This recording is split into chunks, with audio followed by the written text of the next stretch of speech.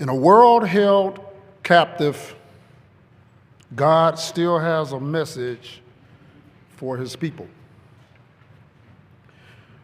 In a civilization that has grown increasingly uncivil and brutal, our God's message to his people still stands true and rings just as powerful for us today as it did for his people back during the time of the patriarchs. God still has a people. He still has a message. What was God's message to his people long ago? And what is his message to his people today? What were the conditions that the people he spoke to long ago lived in? And what is the conditions that we, his people, are living in now? I'm a little bit ahead of you. I'm already there. I'll give you a moment to turn to Jeremiah 29. We'll begin today's message, Jeremiah 29. I'm going to read verses 4 through 7. Jeremiah 29, 4 through 7.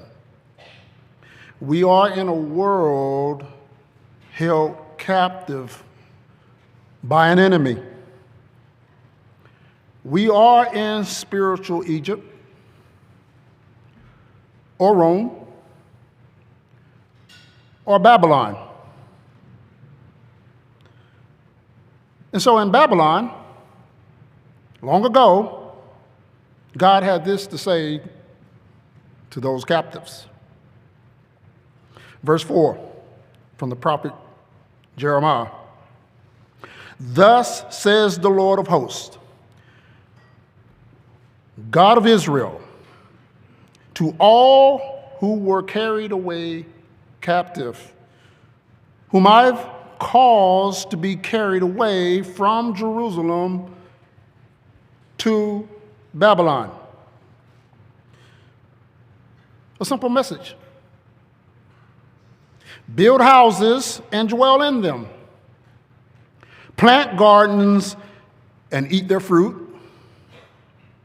Take wives and beget sons and daughters, and take wives for your sons and give your daughters to husbands, so that they may bear sons and daughters, that you may be increased there and not diminished. And verse 7. And seek the peace of the sea where I have caused you to be carried away captive, and pray to the Lord for it. In it is peace. You shall have peace. As sojourners, just passing through, in exile, as it was, as captives attempting to eke out an existence here in Babylon, we hear of and we witness great calamities. We hear of and we witness on a daily basis great man-made travesties. And it does not make us happy to see those things. We may even say, well, this is just a part of doing business in this world. We may chalk it up that this is just a part of doing business. This is just how it is in Babylon. In fact, many times we don't want to even be here. We want it to all go away. Take me to another place like you did Elijah. It's a dilemma we face, much like our brother Paul mentions in Philippians 1:22 through 24. You don't have to turn there, but you understand what Paul was saying. It was expedient for him to stay, But if he had his choice, he'd rather wait for Christ's resurrection. He didn't want to be there.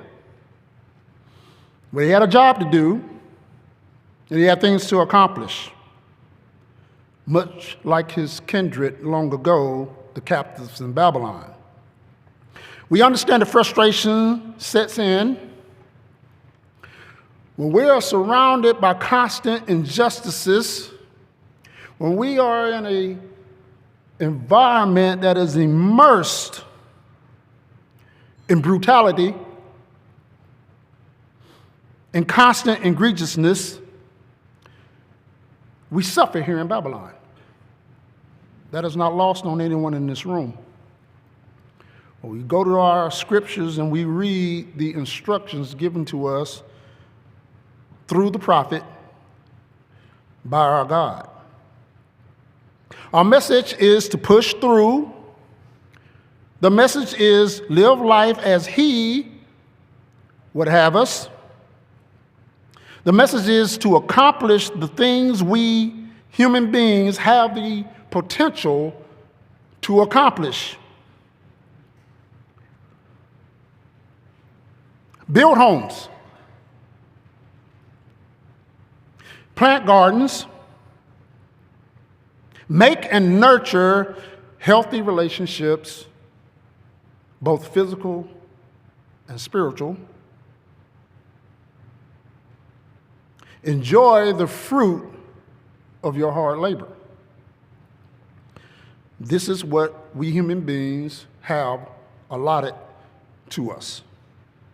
That was the message, but I want to leave you with another message. It's a similar message, but it was given to those that were considered freedmen. Still in the Bible, still through God's servant, but a different one at this time. Because there is a caveat to what I just read to you in Jeremiah. So let's close this message. We'll go to the end of Ecclesiastes. And what I plan to do is I plan to take several passages and conflate them together. I want to paraphrase it, but the scriptures, if you want to write them down, will be a conflation of Ecclesiastes 9, 7 through 10, 11, verses 9, and 12, verses 13.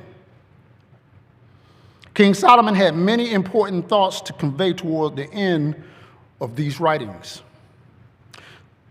So if I were to conflate those portions that I just mentioned to you into one farewell point, it would read like this, and I'm going to read it from the New King James Version. Go, eat your bread with joy, and drink your wine with a merry heart, for God has already accepted your works. Let your garments always be white. Let your head lack no oil. Live joyfully with the wife whom you love all the days of your vain, temporary life, which he has given you under the sun. All your days are vanity or temporal, for that is your portion in life and in labor which you perform under the sun.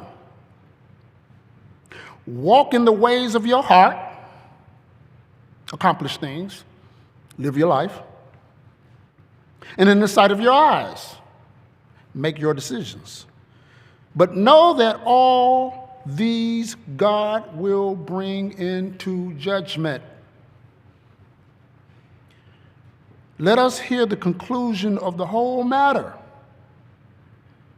God's people are to fear God and keep his commandments, for this is man's all.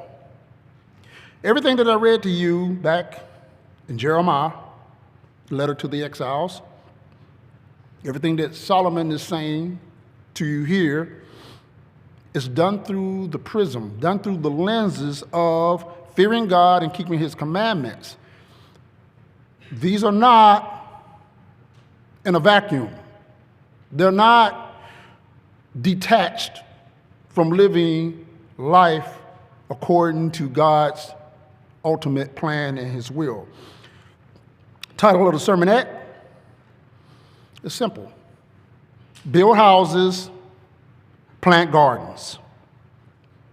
So yes, with that framework, let us captives, let us sojourners, let us exiles, if you will, do just that. Accomplish things.